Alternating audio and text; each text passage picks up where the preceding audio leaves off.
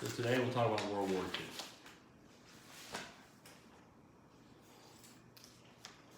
Try not to spend too much time talking about the war itself, and of course, for this class, focus on the role of African Americans in the war, both at home and abroad, as Garvey would say.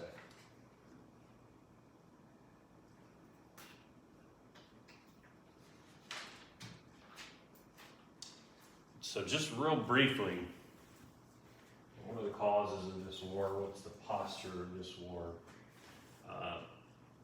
Chiefly, the impetus for this war is the rise of fascism.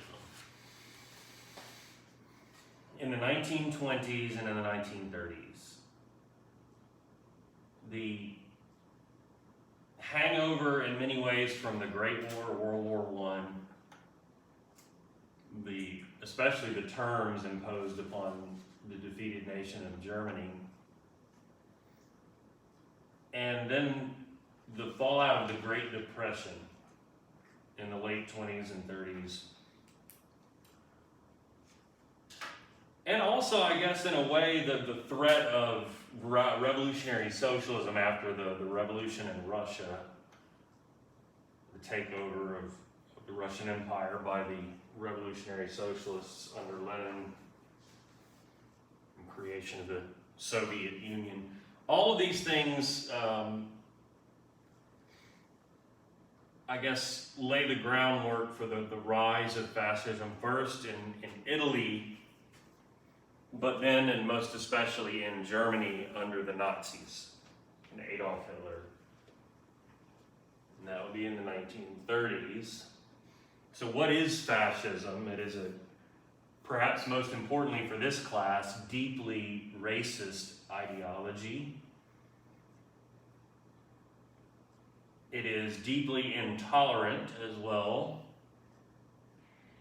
And it is militantly nationalist. If you're a nationalist, you believe that your nation and your people are the greatest in the world. Your nation constitutes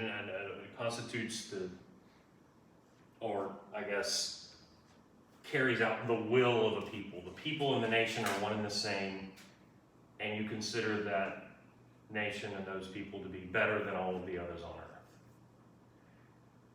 And for someone like Hitler, that ties in with racism. He considered the German people to be a higher, superior race of people. And in fact, scapegoated other peoples. That's part of fascism too, scapegoating, blaming whatever is wrong with your country and your people on other people, like Slavic peoples of Eastern Europe, who are the neighbors to the Germans. And like revolutionary socialists and liberal capitalists in Britain and France and America. And most especially in Hitler's case, Jewish people.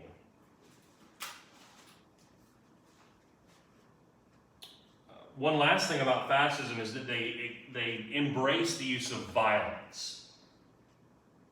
And obviously in the case of the Nazis, that will mean violently attacking other nations, but also in their rise to power, they embrace violence as a tool of politics.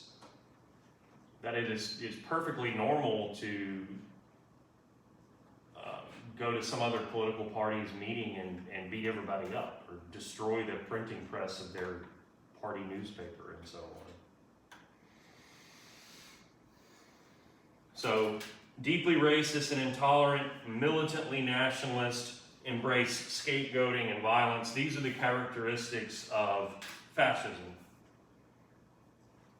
And part of what Hitler was doing is bringing Germany out of the Great Depression through a focus on remilitarization, ignoring the terms that had been imposed upon Germany in the treaty that ended the Great War, building up Germany's military to the point where it could basically just start invading its neighbors sort of left and right and see what anyone would do about it. And this is all in the late 1930s. Eventually, by 1939, the Germans are at war with Britain and France. Those are the two primary Allied powers.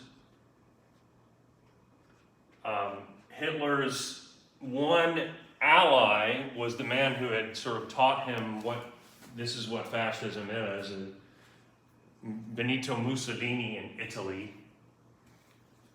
And because the capitals of those two countries are on the same line of longitude, Rome and Berlin, people spoke of a Rome to Berlin axis, hence those two nations, Germany and Italy, are known as the Axis powers. Now, as you can see in this graphic here, eventually the war will get complicated enough and be worldwide enough that the Allies will eventually be joined by the Soviet Union, the communists in Russia, because Hitler invades them too eventually. And then, of course, the United States is attacked eventually by the Empire of Japan, which will join the Axis powers. And those are your big three on each side there.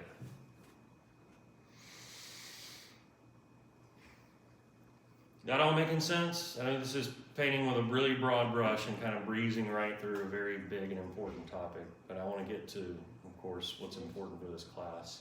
Did you say the Axis powers was Britain, Germany, and Japan? No, sorry.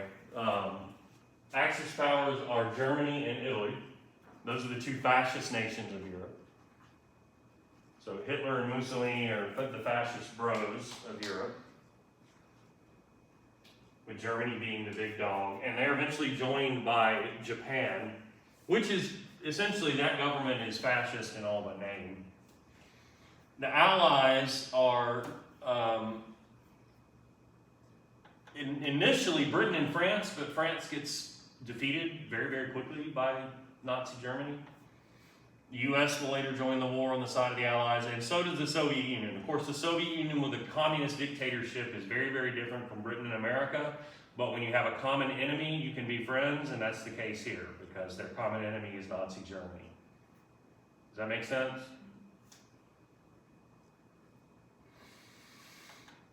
Now, how does America get involved?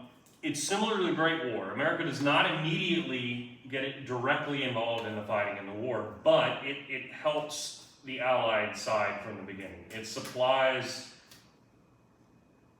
Britain and France and even eventually the Soviet Union with guns, other weapons, heavy machinery, so on, foodstuffs.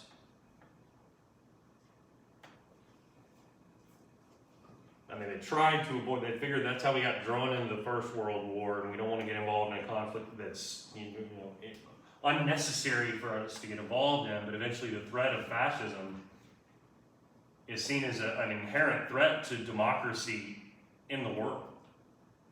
Because Hitler is a dictator too, and the Nazis, that's a one-party state.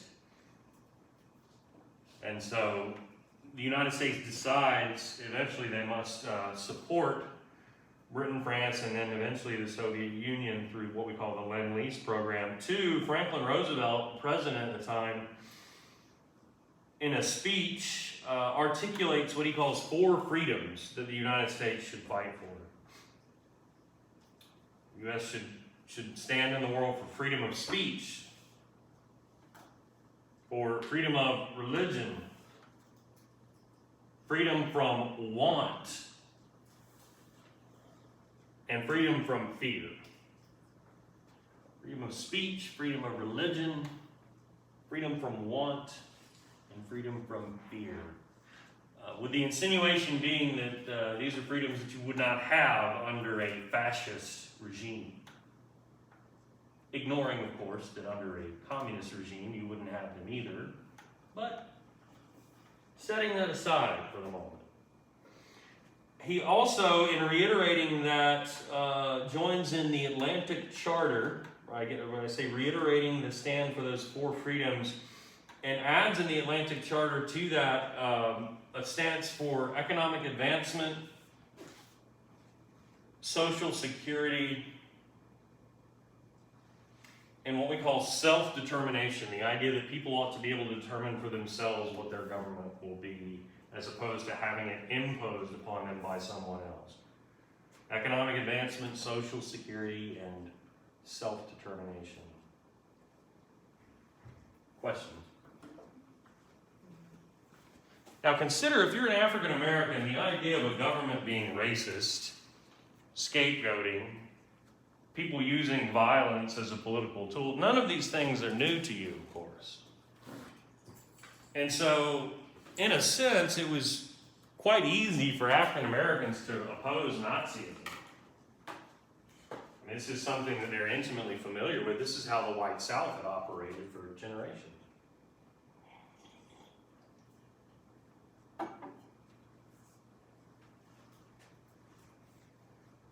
Also, African Americans religiously, if not perhaps culturally too, had been identifying with the story of the Israelites going back to slavery times. When black people are exposed to Christianity, they latch on to certain elements with which they could identify. And you have the story of the Israelites, of the Jews, the people who had been taken into captivity, held in captivity and misery and slavery and drudgery for a time, but delivered into a promised land of Canaan, delivered over the River Jordan into the promised land, and so into freedom. And if you're enslaved, that's of course an inspiring story to latch on to. And so if you have a regime in the Nazis that persecute Jewish people, consider them inferior, and eventually, as we know after the war, implement the Holocaust in order to simply try to murder and exterminate the Jewish people, or commit a genocide, that makes it all the easier to identify with opposing or support opposing the Nazi German regime. Also, a lot of black people in America hoped that the high ideals of the Four Freedoms and the Atlantic Charter, that maybe this would apply to black people at home. FDR is using a lot of high-minded language about freedom. Maybe this will apply in America as well. And the Pittsburgh Courier, which we've talked about here before, one of the great and original black dailies, newspapers, Pittsburgh Courier declares a double V campaign, calling for not just a fight against fascism abroad, but a fight for black rights and freedom at home. Double victory, double V for double victory. Win against the Nazis, win against racism and oppression and inequality here in America.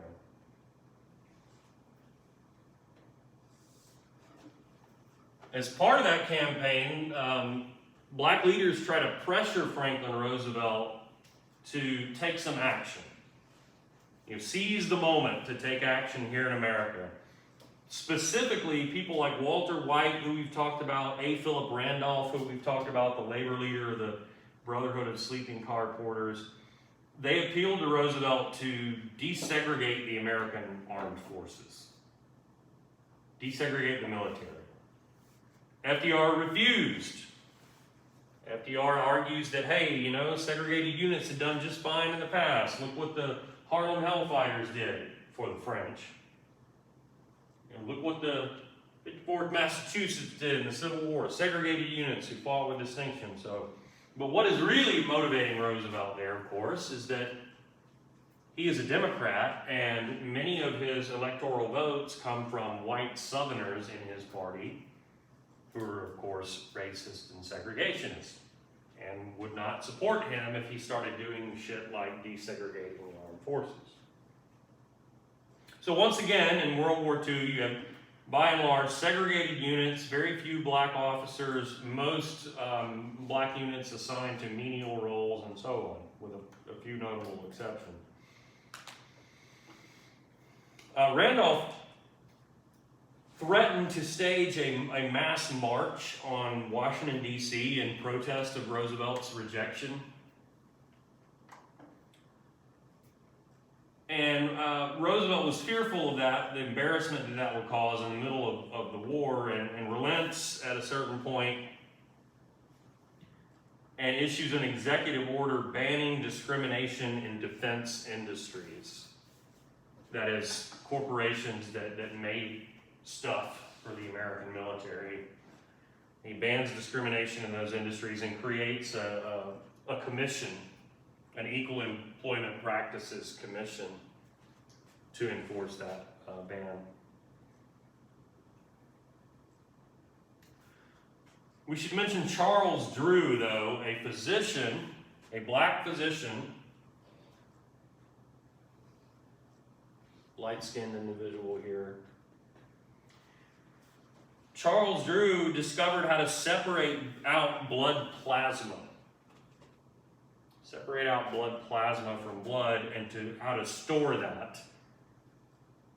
And essentially invented the bloodmobile and blood banks, which would save innumerable lives during the war. But, perhaps even more notable, he is compelled to resign his position at the International Red Cross when it refuses to stop segregating the blood and blood plasma by race. Red Cross separated the blood by race. So never mind type O, type A, type B, no. Black, white, too. What? I know.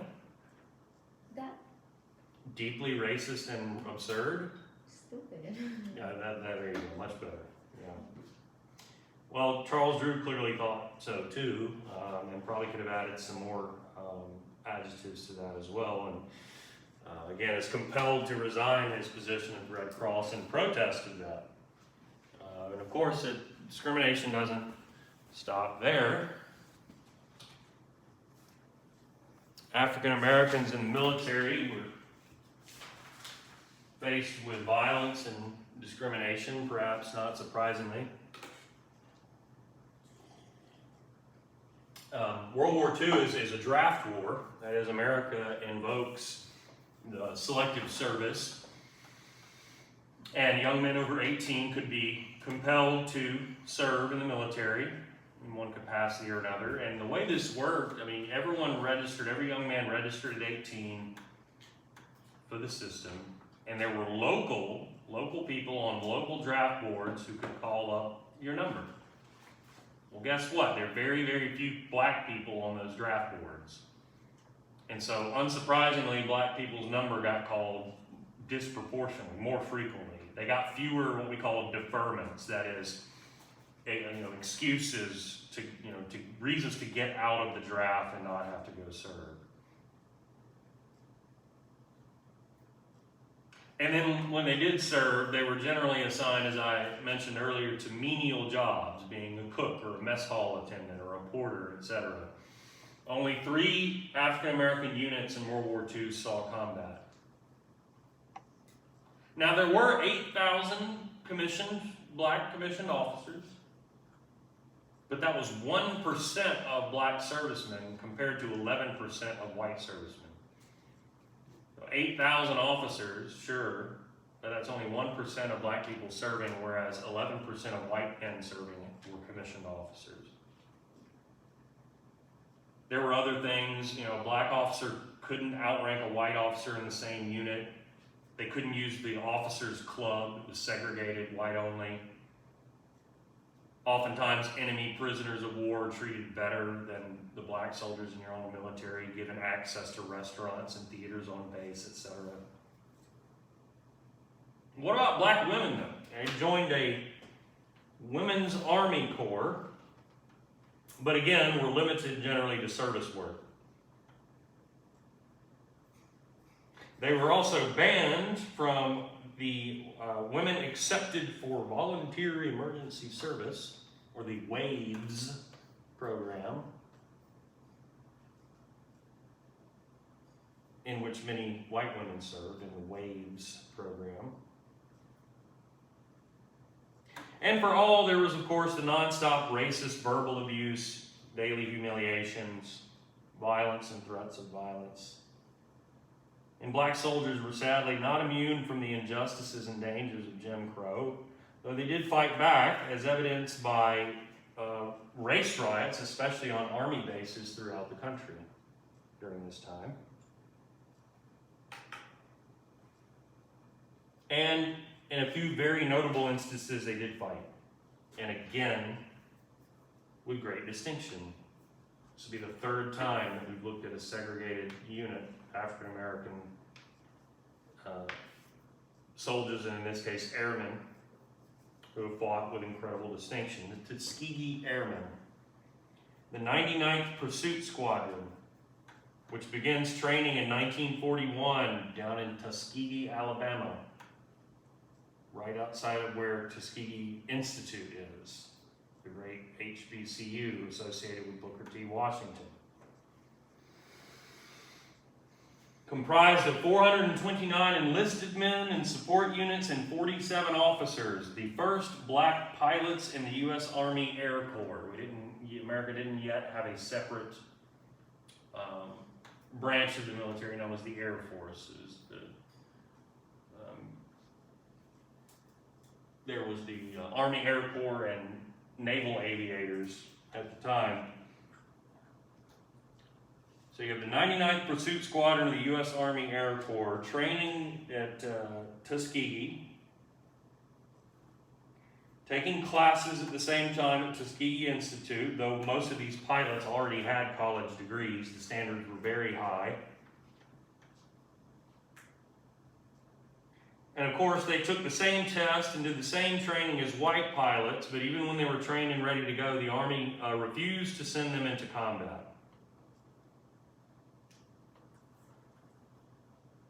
And at one point, the advisor to the Secretary of War, the advisor on Negro Affairs, as it was titled at the time, resigns his post in 1943 in protest of the Army refusing to give these men a combat assignment.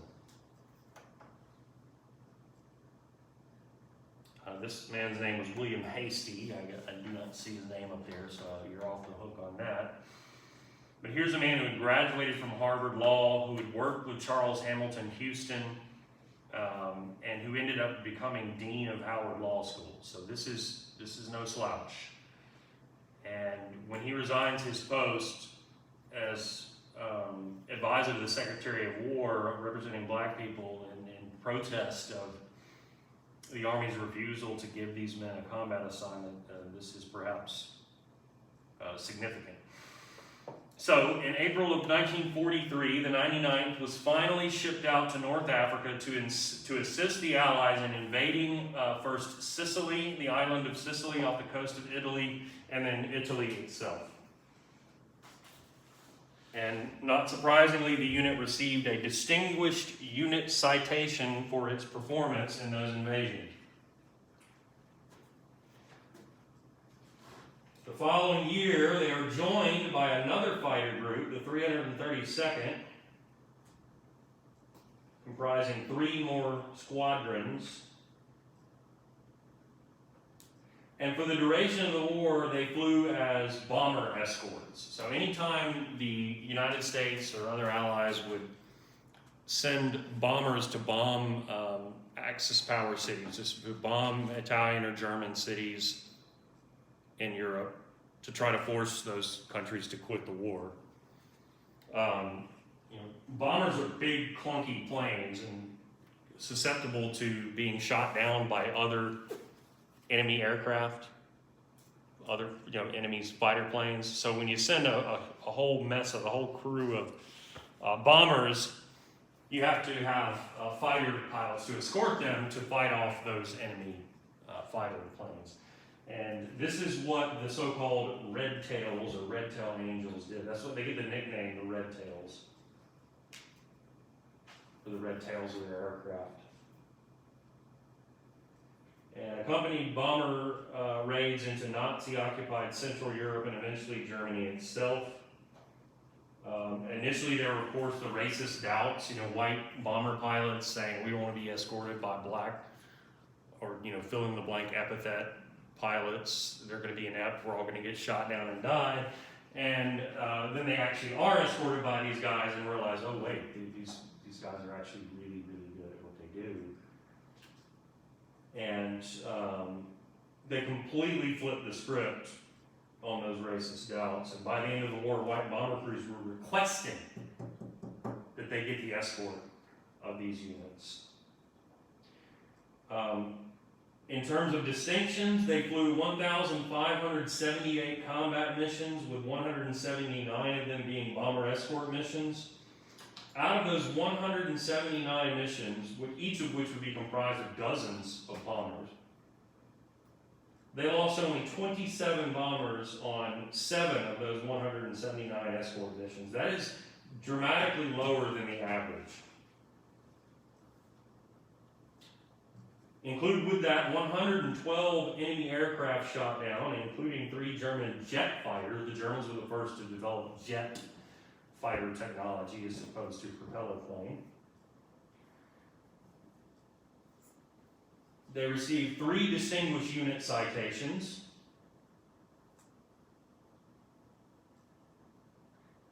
The 99th for its actions in Sicily and at Monte Cassino in Italy, and the 332nd for an escort mission to Berlin, during which the pilots shot down those jet aircraft.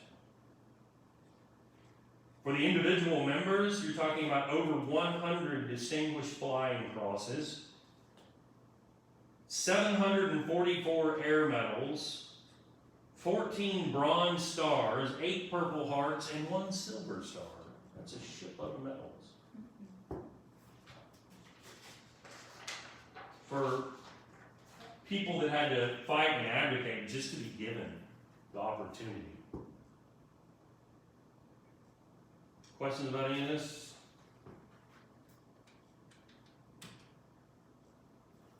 You see the distinctive red tail on one of these aircraft. Some of the surviving members. There was a film made about this, probably a quarter of a century ago. It feels to me like it was yesterday, but probably like early 2000s. Either of you seen it? Hugo and Jr., obviously. Terrence Howard. So what about African Americans on the home front?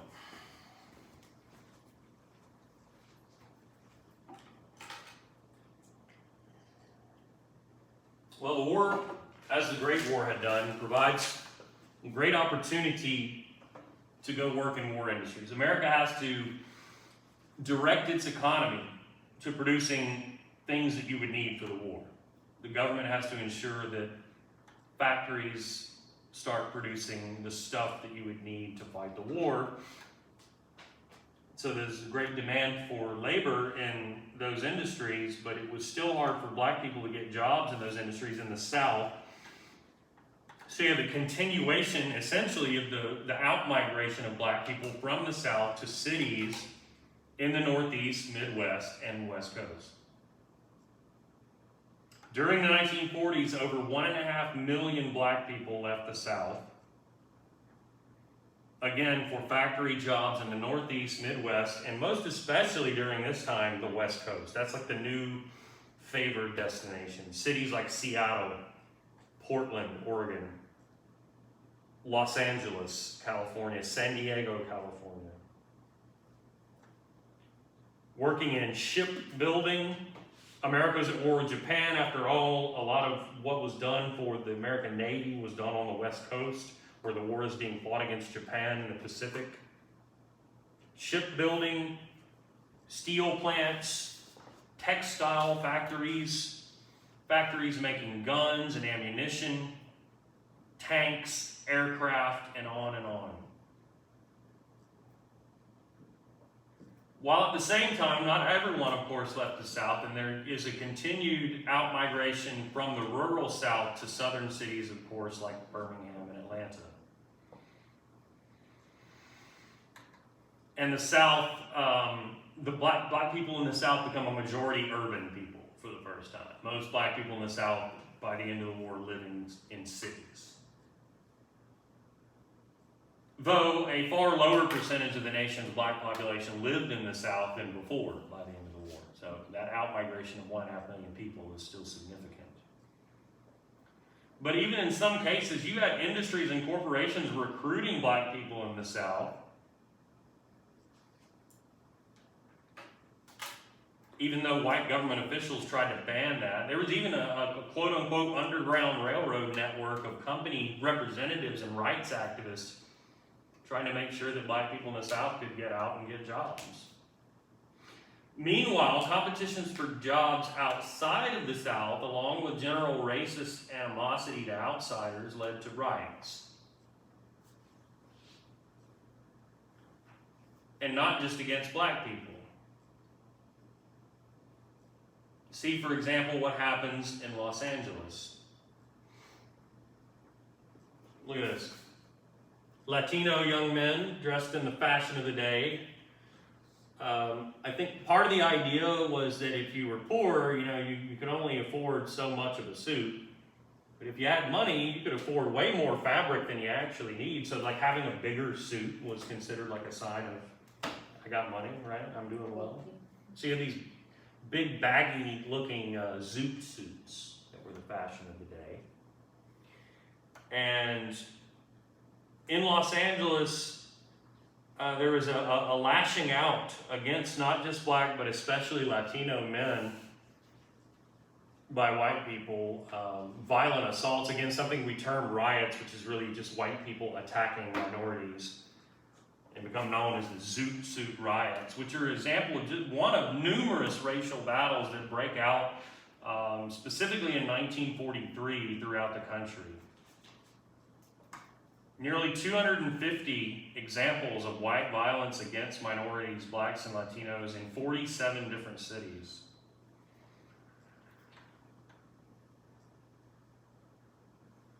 For example, in Detroit, one fight between two men, a couple of rumors, leads to 3 days of rioting, 34 deaths, 25 of whom are black. You don't have to write these numbers down at all, but 675 injuries, 1,900 arrests, and $2 million in property damage, to the point where the American government has to deploy 6,000 federal troops to bring order back to the streets of Detroit. A similar riot unfolded in Harlem the same year after police shot a black soldier. And doesn't that sound familiar?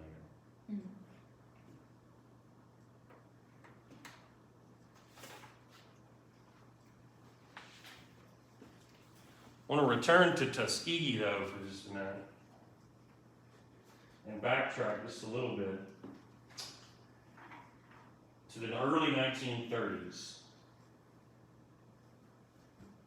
With the United States government, the U.S. Public Health Service, an arm of the United States government, established an experiment to test the theory. Theory that syphilis, which is a venereal disease, sexually transmitted disease, that syphilis had different effects on black people. That it was more of a physical effect in black people and that there were more cognitive or mental effects in white people. This is the theory that they were going to test the U.S. Public Health Service. And it was carried out in the Alabama Black Belt, specifically in Macon County, where Tuskegee is, where they recruited poor sharecroppers from the county, farmers. 600 men volunteered with the promise of regular medical care, which would have been a first for these men who'd never received regular care from a doctor before, because there were hardly any doctors down there, especially in the rural areas. No hospitals or other medical facilities anywhere to be found outside of the city. They were promised regular medical care, meals, regular meals, life insurance for their family to be able to bury them when they die, which would have been a first for these people as well. And they're, in turn, going to be a part of this study. About 2/3 of them ended up having syphilis. They've been told that this study would last for a couple of months, and it ended up lasting 40 years. I bring this up in this lecture because it was in the 1940s that the Public Health Service became aware the medical community became aware that penicillin could be used to treat syphilis, right? An antibiotic, penicillin, could be used, it would be effective in treating syphilis. You know how many of the participants in this experiment that were found to have syphilis got treated with penicillin? You want to venture a guess? 0. And the study was to reach this conclusion, which would be the death of these people. It would not be until the 1960s that a whistleblower raised concerns, and the New York Times ran a front-page news story uncovering all of this, which leads the NAACP to file a civil suit in which the U.S. government eventually agreed to pay $60 million in damages to the families of these individuals who have participated in this study. A case litigated for the NAACP Legal Defense Fund by a man named Fred Gray, who I'm going to talk about at length in one of our subsequent lectures. Questions about any of that?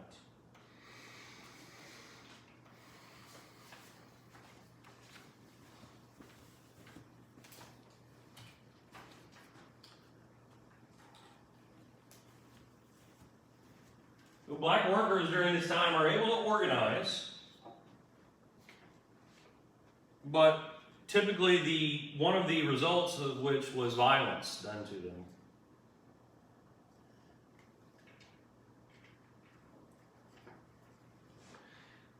Take, for example, in Mobile, Alabama, port city on the Alabama coast. 20,000 white workers rioted just because the shipbuilding company for which they worked promoted a few black welders to a higher position. And again, never feel like you have to write down numbers. Similarly, in New Orleans, just to the west of Mobile, 3,000 white workers staged a walkout when one black welder was promoted. Just because he had a college degree, he's promoted, and it causes thousands of white workers to violently protest. And not just down on the coast either. It happened in places like Detroit, the auto industry factories. This is why A. Philip Randolph starts pushing, it's among the reasons why A. Philip Randolph started pushing for the creation of that Equal Employment Practices Commission that I mentioned earlier, which Roosevelt does create, but he gave it really limited ability to enforce anything. And he didn't channel a whole lot of money into it, didn't put effective people in positions of leadership and so on. So, if the answer at this time is not the federal government for black workers, they're going to turn instead to unions.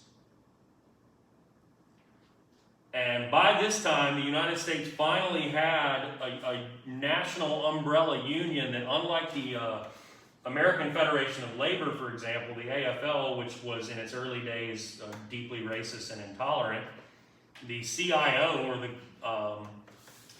Congress of Industrial Organizations, the CIO, Congress of Industrial Organizations, was welcoming to black workers and immigrants and women, unlike the AFL.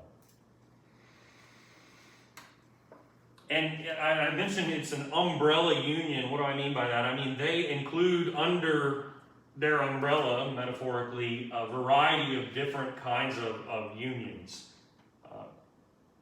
Specific unions of specific workers, like local unions of people who worked in the canning industry, like canned goods factories, processed foods and so on, meat packing plant industry unions. The merchant marine, or people who worked as seamen on commercial ships. Longshoremen, people who worked in ports and the docks, or what we call stevedores and so on. Now, some unions, of course, could be more welcoming than others to black people. And even within the same union, it could depend on where you were. Like, for example, if you were in the United Auto Workers Union, if you worked in a car plant, an automobile plant, for like Ford Motor Company or General Motors in Detroit, that was generally acceptable, and it was biracial there, and it was, cool racially. But not in, say, Dallas, Texas, where the UAW would have been more averse to black people joining. So it would depend on where and when you were.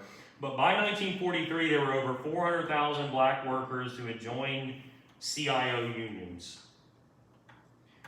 During this time, too, the NAACP and the Urban League both increased their membership.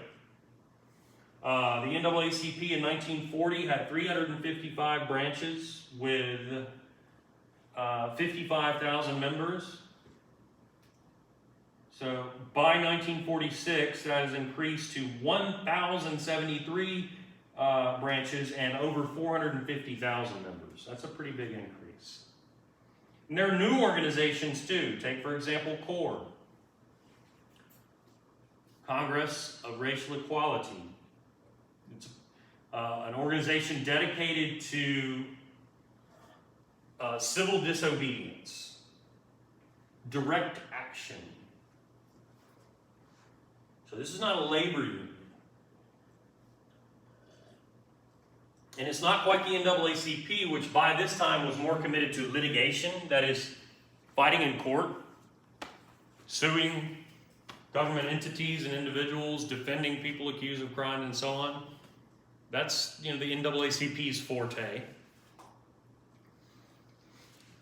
CORE is more committed to what we call direct action. This is taking direct action in the streets, if you will. Protest, primarily. Often in the form of civil disobedience. What does this mean? Civil disobedience, a particular kind of direct action. Civil disobedience means purposely or intentionally breaking the law. Purposely or intentionally breaking a law because you feel like that law is unjust or immoral or perhaps unconstitutional. So breaking a law because you feel like it's unjust, it's immoral, it's unconstitutional, and what you want to do is deliberately violate that law in order to raise awareness. In order to raise awareness of that injustice, of that immorality, of that unconstitutionality. Breaking a law because you feel like it's wrong and you want people to know it's wrong. Does that make sense? That's civil disobedience. And this is the kind of thing that CORE is dedicated to. For example, they initiated the first sit-ins in restaurants in the North. So if a restaurant is segregated and doesn't allow black people or Latinos in there and it's only for white people, if you go in there and simply sit down and demand to be served, that's direct action. And it might not be a violation of the law specifically in the North, which didn't have like Jim Crow laws, but was still often segregated. But eventually, when these organizations like CORE move into the South after the war, those kind of actions would be examples of civil disobedience. And when we next talk about CORE, we'll be talking about the Freedom Rides, where they are testing the South's segregated bus station laws.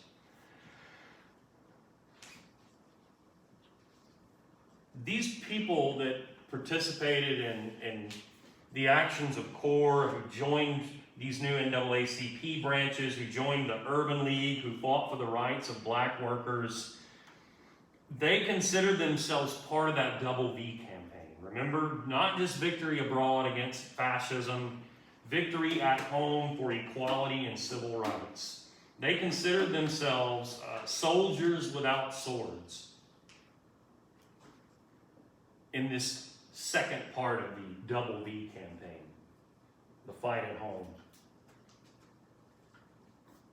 And this was the way that this was put forth in the great black dailies of the time, who, by the way, were key to covering actions like civil disobedience. When we consider that definition, in order to raise awareness, well, who helps you raise awareness? The press.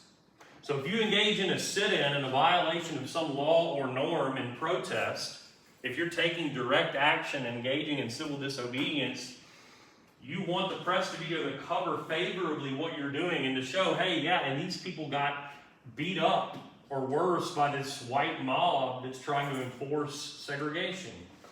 And so it's imperative that the Chicago Defender, the Baltimore African American, the Pittsburgh Courier, and of course the Atlanta Daily World, the great black dailies of the time, that they would cover these actions. The press is key.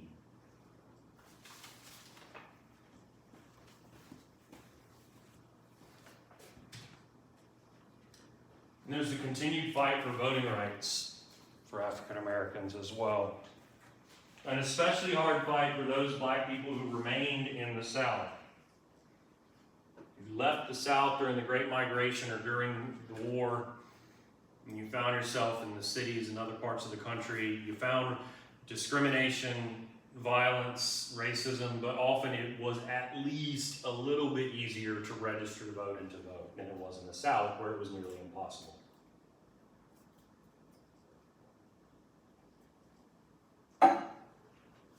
There's still the barriers. An accumulating poll tax. Remember the poll tax? Got to pay money to be able to vote. Literacy tests that could be administered in a discriminatory fashion designed to keep black people from registering. The all-white primary, where black people couldn't participate in the Democratic Party primary, which was the only election that mattered in the South. And of course, violence, intimidation, and various means of chicanery, you might say, that is foolishness where, I mean, a local registrar could simply see a black person coming, turn around the open sign and say, sorry, we're closed. I mean, it was that simple.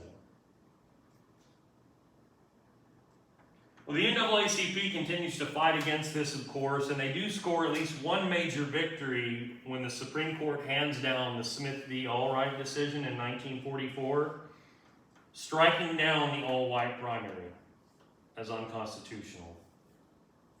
No longer could the Democratic Party treat itself as a private and exclusive club, barring African Americans from participation. And if black people wanted to vote in the Democratic primary, they could. Other organizations, including labor unions, take action towards securing the vote for black people. The CIO has a political action committee which work to help workers pay their poll taxes. There are new organizations that emerge too. There's a Negro Progressive Voters League that organizes to help black people in the South register and to vote. Among the first people to try to do that, by the way, are black veterans. World War II, we like to talk about as American historians as a watershed moment in American history. A watershed moment is a moment at which everything begins to change. And I think it is eventually a watershed moment in American race relations, and one of the reasons for that is black soldiers come back from fighting this war and are not going to take any shit anymore and are not willing to come back and having fought for the United States and fought for freedom against Nazism, are not going to come home and accept second-class citizenship. And it's often them who are at the front line of the fight at home in this double V campaign. They fight the war and they defeat fascism, and they got to come home and continue that second fight for equality.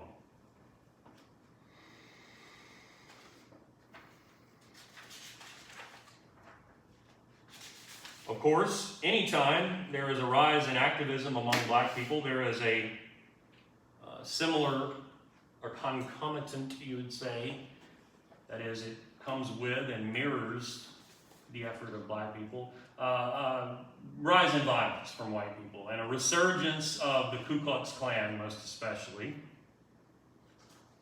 You may remember weeks ago I said when we first talked about the Klan, there are like at least 3 waves or 3 different iterations of the Klan. The very original one immediately after the Civil War, the version that spikes back up after the Great War in the 1920s and the Red Summer, and this one. So World War II, black people, Double V campaign, fighting for their rights. Well, here comes white supremacist violent organization as well. There's also a spike in lynchings during this time.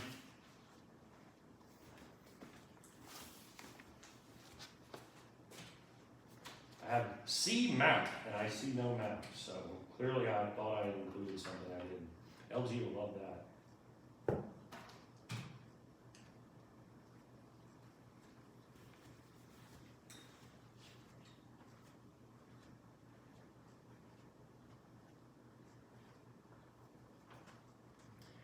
In 1944, a woman named Irene Morgan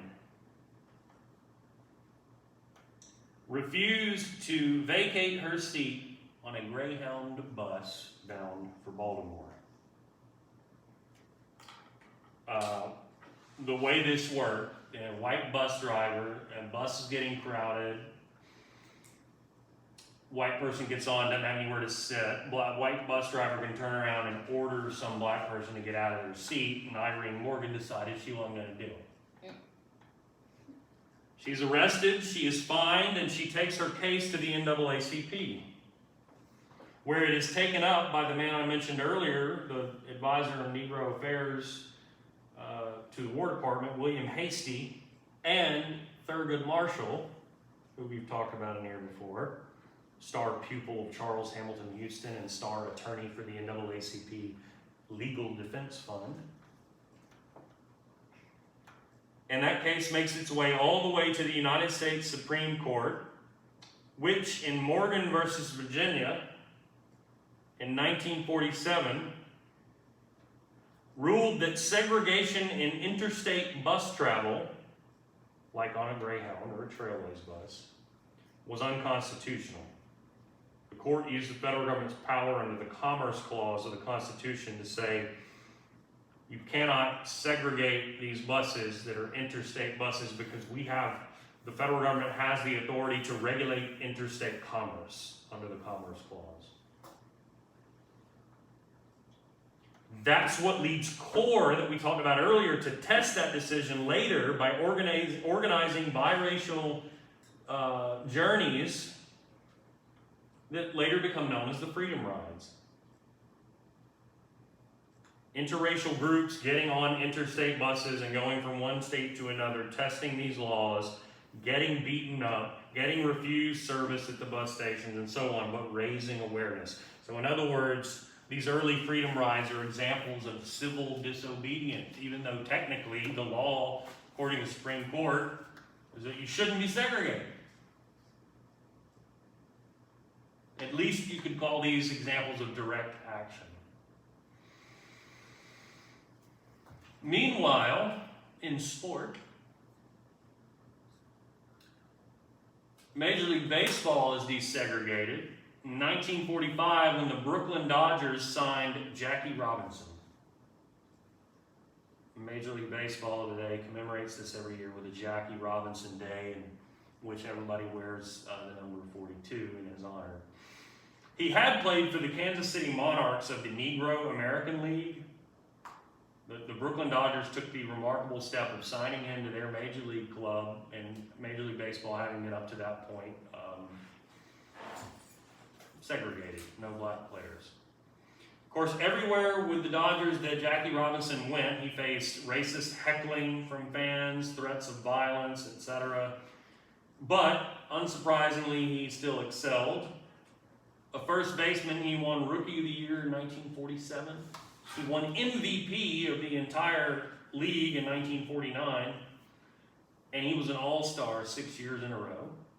He played in 6 World Series, including helping the Dodgers win the World Series in 1955.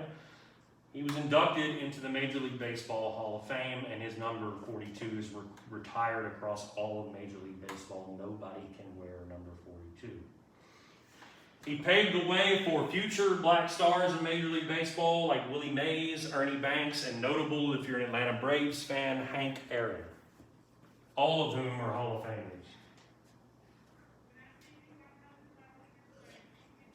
By 1950, both the NFL, the National Football League, and the NBA, the National Basketball Association, had desegregated as well. A woman named Althea Gibson had become the first black player in the National Tennis Championships and the first to play at Wimbledon in London in 1951. In film and cinema, Lena Horne becomes the first black actor to play anything other than a stereotypical role in a Hollywood film. Lena Horne was a light-skinned, mixed-race woman from the Bedford-Stuyvesant neighborhood of Brooklyn in New York City who lived for a time in Atlanta, but who joined the chorus at the Cotton Club in Harlem that we talked about as a teenager, and that propelled her into a singing career. And she moved to LA, Los Angeles, and started acting in the late 1930s. Because she was light-skinned, there was pressure on her to try and quote-unquote pass as white so she could get more acting roles, but she refused. That's Lena Horne at the bottom right. Irene Morgan at top, of course, Jackie Robinson at top left.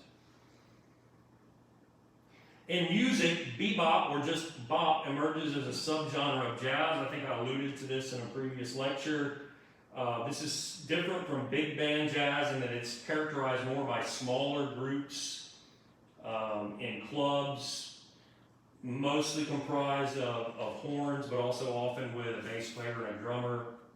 Hard driving rhythms, intense solos, experimentation, less for dancing like at the club and more for listening. Maybe best consumed on drugs. Maybe, smoke a little pot before you go and listen to the local bop group on the scene. Key players would be like Dizzy Gillespie, pictured there, playing the saxophone. Charlie Parker. Individuals who would become legends of jazz later in the late 1950s and 60s came about in the bop scene, like Thelonious Monk, or probably most especially Miles Davis. At this point, with 5 minutes left, we still have all of that, and so I'm going to leave that for, I'll just do a short, like mini video lecture or something and post it on Kaltura. I don't know. Perfect. I just don't want to race through it. So, any questions about what we have covered? Okay.